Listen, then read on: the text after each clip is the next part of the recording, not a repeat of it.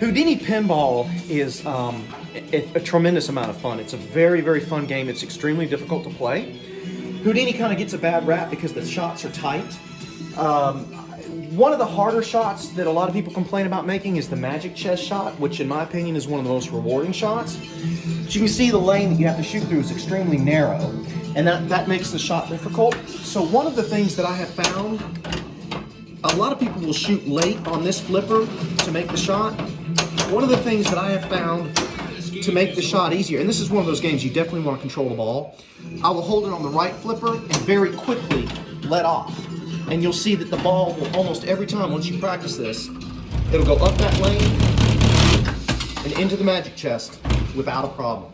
And that will increase your multi-ball skill and the the count up on the rewards for points. But that's one of the shots that's really difficult, and this is one of those games that if you continue to adjust and mess with, it becomes very easy to play. It's extremely rewarding.